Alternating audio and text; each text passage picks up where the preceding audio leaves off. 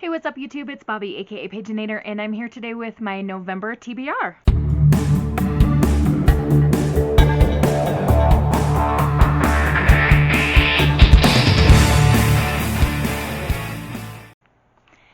I decided to mix things up yet again, so this is what we're doing.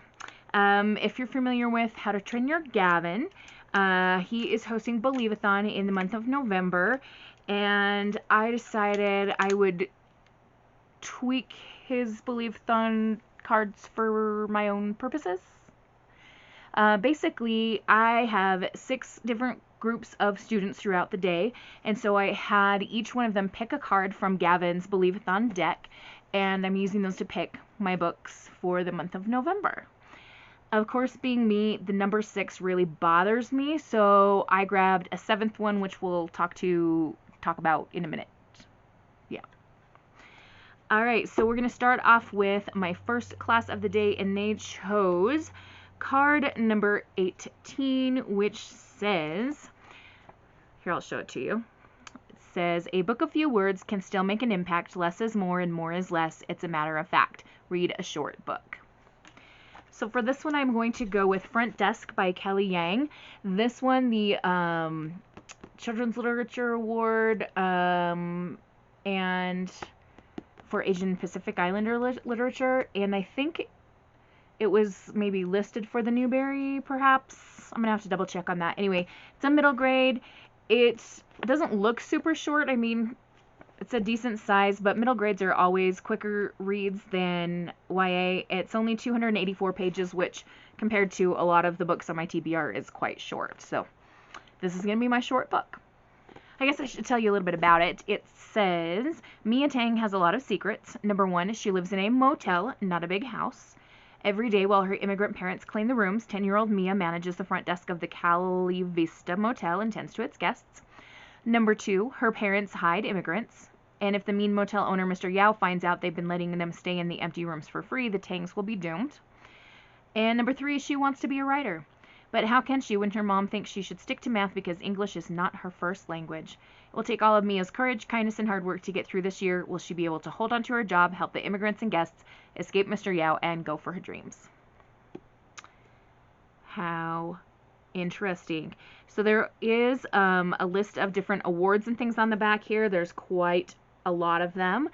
And I've heard really good things from a coworker of mine who she and I share reading tastes quite a bit when it comes to kids literature. So I'm looking forward to reading this book. Although I wish they had made the girl look a little bit older. My middle schoolers aren't going to want to pick this up. Alright, so second hour chose this card. It is card number 1. A brand new setting to explore. Take the plunge, open the door, read an adventure.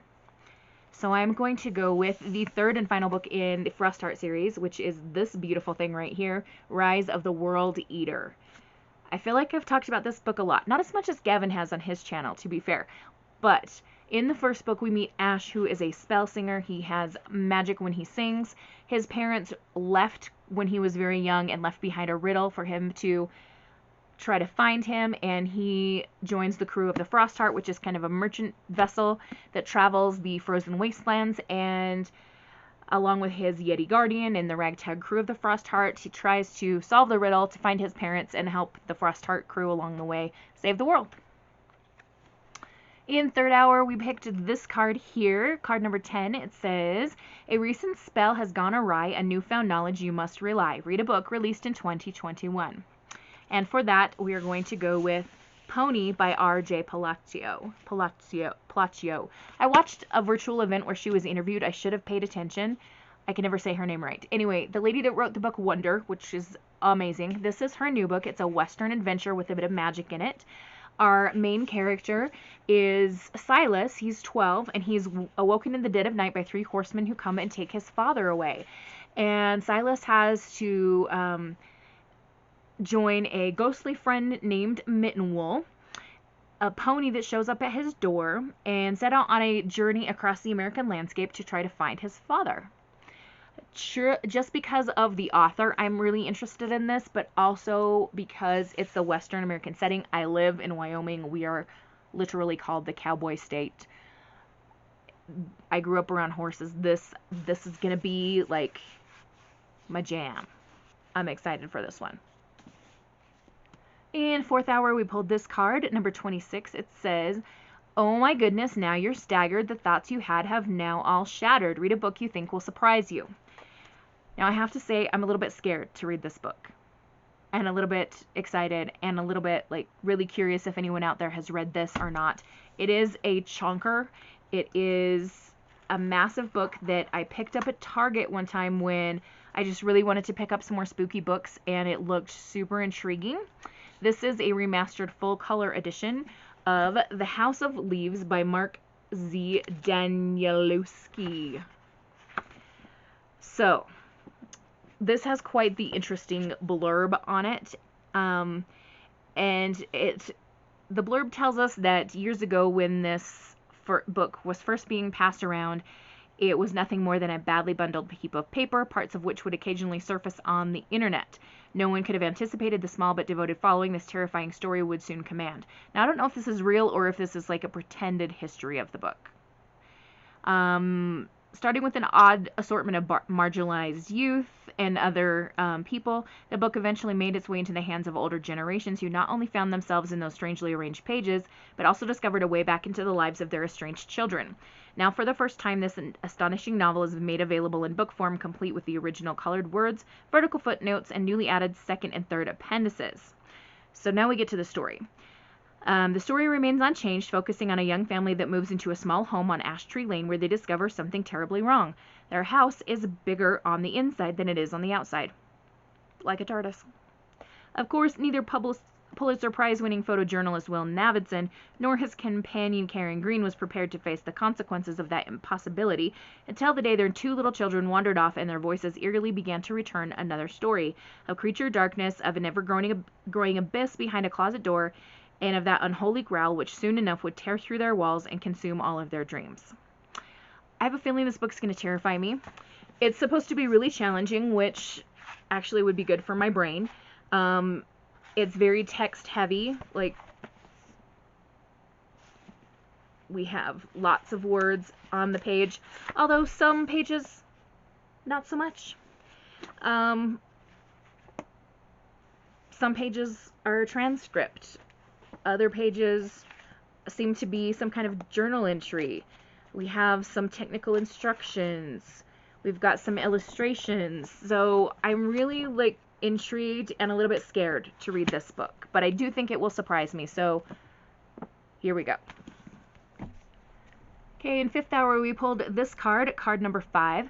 By the forge of a patient heart, a lifetime to wait before you can start. Read an anticipated book. This is Girls Made of Snow and Glass by Melissa Bashardust. Don't know if I'm saying her name correctly. I've had this on my want to read list for quite a while, and it's a floppy paperback and it's beautiful cover, and I just really want to read it. So I'm going to read the information on the back to you. It says, Mina, the stepmother queen, Lynette, the beautiful princess. They were two young women doomed to be rivals from the start. Only one can win while the other loses everything unless they can find a way to reshape themselves and their story. This is a fairy tale retelling. It is Snow White, I believe, and I have heard that it does have some sapphic representation in it as well. I heard Marissa Meyer talking about it on her podcast, and I really need to stop buying books that she's recommended because my bank account is sad. Oh well, we're moving on. And sixth hour chose this card at number 11. Winds of time to cast you out. A relic will save you, there is no doubt. Read a book released before 2021. We have another book that I heard about on a podcast. I don't think it was Marissa Meyer's. I think it was maybe the Right Now podcast. But anyway,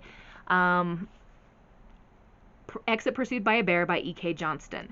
This is about a high school cheerleader, Hermione Winters. She's the captain of the cheerleading team, no less. And she lives in a tiny town called Palermo Heights. It says the cheerleaders don't cheer for the sports teams. They are the sports teams. Yes, cheerleading is a sport. Don't try to argue me out of that. This year's summer training camp is Hermione's last, and she knows the season can make her a legend, but during a camp party, someone slips something into her drink, and it all goes black. In every class, there's a star cheerleader and a pariah pregnant girl. They're never supposed to be the same person. As Hermione struggles to regain the control she's always had, she faces the wrenching decision of how to move on. The assault wasn't the beginning of Hermione Winter's story, and she's not going to let it be the end. This sounds like it's going to be an emotional one. I'm not going to let my middle schoolers read this. I mean, if they go get it on their own, that's fine, but I'm not going to advertise it for them because this is clearly meant for high school kids or older. But it seems like something that's going to be a good read. The podcast that was talking about it just raved and raved about how good it is and what a great discussion it's been for seniors in high school, talking about the issues that this book raises. All right, so those are the prompts that my kids picked for me, and as I said, the number 6 bothers me. It bothers my OCD situation. So we are going to pick a 7th book. This is going to be a bonus. It is the book for Miss G from Book Roast's book club pick, Patreon book club. It is The Lost Apothecary by Sarah Penner. I put a brand new memory card into my camera and we are having video file problems once again, so you get editing me adding missed footage. I am really sorry. I'm not sure if it's a problem with my computer, which is brand new, so you wouldn't think so, or the camera itself is having issues. I don't know. But where I was so rudely cut off with the file was I was telling you about The Lost Apothecary. I am going to use this as my 7th book because G from Book Roast, her Patreon book club, chose this for the month of November, so this will be just like a little bonus read. This is kind of a feminist, like witchy story with poison elements in it. We're in 18th century London, and there's an apothecary shop that caters to women who want to poison men, I think. Side note, I'm sorry, some of my Funkos have fallen over and I'm not getting up to fix them, so sorry. You're gonna have to ignore that. Okay, yes. So the poisons are supposed to be used by the women against the oppressive men in their lives, and being the 18th century, there might be quite a few of those.